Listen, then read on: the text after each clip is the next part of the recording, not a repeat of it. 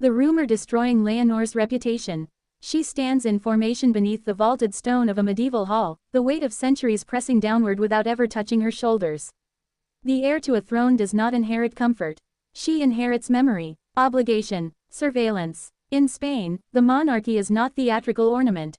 It is constitutional architecture. It exists because the 1978 Constitution demanded continuity after fracture, and because continuity, once restored, became part of national stability itself. Her name is Leonor, Princess of Asturias. Future head of state, first in line to the crown of Spain. A living thread of continuity.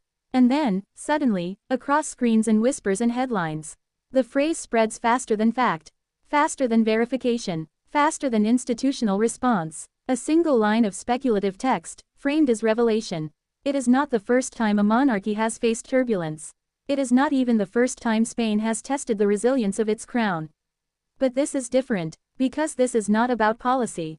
It is about perception, and perception, in constitutional monarchies, is structural currency.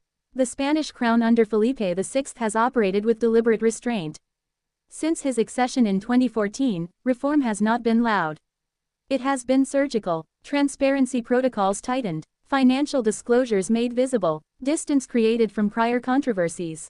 The strategy was clear: preserve institutional credibility at all costs. Because in Madrid, legitimacy is not inherited once. It is earned daily. So when a rumor targets the heir, it is not teenage gossip. It is not trivial chatter. It is a stress test. Continuity is not abstract here, it is embodied in visible presence.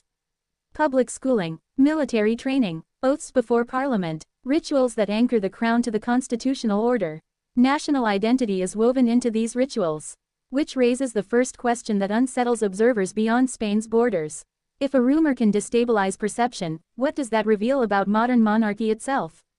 In Washington, constitutional stability is measured by institutions, not lineage. In London, where the crown operates with centuries of practiced resilience, rumor is familiar terrain. In Ottawa and Canberra, constitutional monarchies watch closely, aware that credibility flows across oceans. In Berlin, where Republican identity defines the state, the Spanish experiment in parliamentary monarchy is studied as a delicate balance of history and modern governance. The whisper is not local. It is global, and it asks something more dangerous than whether the rumor is true. It asks whether truth still matters.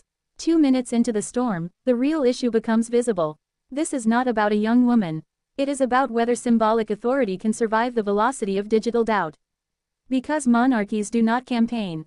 They do not debate. They do not respond in kind. They endure, or they fracture. 5 minutes into the noise cycle, the phrase resurfaces. But the deeper stakes are no longer hidden. Reputation, for a constitutional heir, is not vanity. It is pre-legitimacy. It is preparation for the moment when succession transforms symbolism into authority. Spain's recent history explains the sensitivity. The abdication of Juan Carlos I in 2014 was not merely personal. It was institutional recalibration. The crown survived by narrowing its profile, by reinforcing its constitutional neutrality, by demonstrating ethical distance. This is the living thread of continuity. Each generation absorbs the cost of the last. Leonor's public appearances have been carefully measured. The Princess of Asturias Awards. Military academies. Formal addresses delivered with deliberate precision. No improvisation. No political deviation. Visibility without volatility. And yet visibility invites scrutiny. At 8 minutes, something else becomes apparent. There has been no official amplification of the rumor. No legal overreaction. No public confrontation. Silence. Controlled, strategic silence. Which introduces a deeper mystery. Is silence strength, or vulnerability? Monarchies understand that overreaction legitimizes accusation. But underreaction allows imagination to expand unchecked. This balance is not improvised. It is advised, structured, calculated. Inside the constitutional framework of Spain, the monarch reigns but does not rule. The heir prepares but does not govern. So the institution absorbs. At 10 minutes, the tension shifts. Because Spain does not operate in isolation.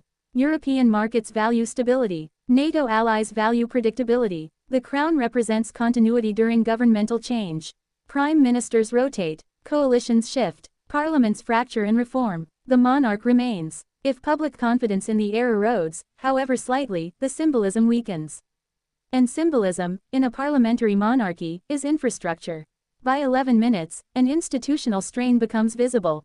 Not collapse, not crisis. Strain. The younger generation in Spain is less instinctively deferential to monarchy than their grandparents. Support exists, but it is conditional. Earned, evaluated. A rumor, even disproven, lingers in memory. Not because of evidence, but because of exposure. And exposure reshapes perception. 14 minutes into the unfolding tension, the point of no return arrives quietly. The story is no longer about whether the rumor survives. It is about whether the institution can remain above it. If the crown descends into the arena of rebuttal, it risks politicization. If it refuses engagement entirely, it risks appearing distant. There is no comfortable middle ground. Only calibration. In London, advisors to the British sovereign understand this equilibrium instinctively. In Ottawa and Canberra, where the crown functions as constitutional guardian rather than political actor, restraint is doctrine. In Washington, where executive authority is electoral, reputation battles are expected. In Berlin, the absence of monarchy removes the question entirely. Spain stands in between, historic, yet modern, ceremonial, yet consequential. By 19 minutes, the future threat emerges, subtle but real. Not revolution, not abolition, erosion, the slow recalibration of public expectation. If heirs must now withstand viral storms before assuming constitutional duty, preparation changes. Training changes. Exposure changes. The monarchy adapts, or becomes fragile. Leonor's generation is digital by default. Every gesture archived, every silence interpreted. Continuity is not abstract here, it is embodied in visible presence. And presence now exists in two realms, ceremonial halls and algorithmic feeds. The final measure of this episode is not the rumor itself. It is the institutional response over time. Does public trust return to baseline? Does international perception remain steady? Does Spain's crown continue to serve as neutral anchor during political rotation? As the phrase echoes once more, it sounds less like a declaration and more like a test. Rumors flare, institutions endure, but endurance is not automatic. It is maintained. Spain's monarchy has survived civil war, dictatorship, transition, abdication, reform. Its strength has never been spectacle. It has been adaptation without surrender of core function. This is the legacy axis at work. Rumors fade. Legacy remains. Yet legacy is not self-sustaining. It requires discipline from those who inherit it, and vigilance from those who observe it. Tonight, the air remains in formation, composed, visible, silent. The Constitution remains unchanged. The crown remains seated, but history is patient, and the next chapter has not yet been written.